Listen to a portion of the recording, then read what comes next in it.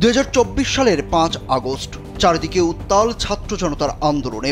কি হতে চলেছে কেউ কিচ্ছু জানে না, তবে ছাত্র জনতা এটুকু সিদ্ধান্ত নিয়েছিলেন, বিজয় ছাড়া তাদের পিছু হটার সুযোগ নেই। পূর্ব ঘোষণা অনুযায়ী বেলা বাড়ার সঙ্গে সঙ্গে চারদিক থেকে রাস্তায় নেমে আসে লাখো জনতা। সবার গন্তব্য একটাই, গণভবন।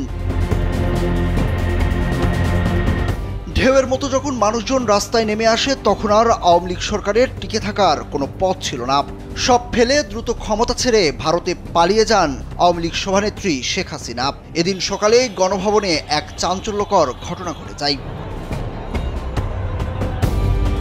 কি ছিল সেই চাঞ্চল্যকর ঘটনা, তারই বর্ণনা দিয়েছেন আন্তর্জাতিক অপরাধ ট্রাইব্যুনালের chief prosecutor Mohammad Tajul Islam. RICL TMX, যুগের পর যুগ স্থাপনা থাকে মজবুত। জুলাই গণঅভ্যুত্থানের সময় রাজধানীর চাংখারপুল এলাকায় সংঘটিত মানবতাবিরোধী অপরাধের মামলায় গত 25 মে ট্রাইব্যুনালে আনুষ্ঠানিক অভিযোগ দাখিল করেন তিনি।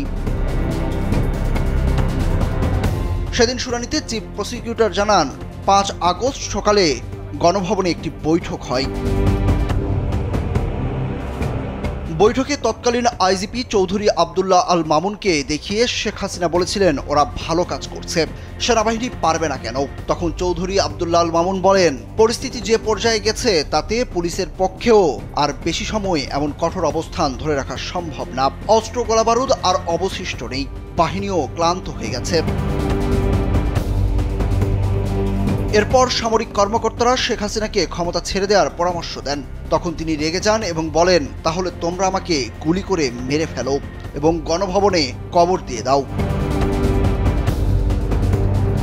এক পর্যায়ে ছোট বোন শেখ রেহেনাও তাকে বোঝানোর চেষ্টা করেন, কিন্তু রাজি না হওয়ায় শেখ রেহেনা এক পর্যায়ে শেখ হাসিনার পা জড়িয়ে ধরেন, কিন্তু তাতেও কাজ হচ্ছিল না। পরে শেখ হাসিনার ছেলে জয়ের সঙ্গে কথা বলেন শীর্ষ সামরিক কর্মকর্তারা।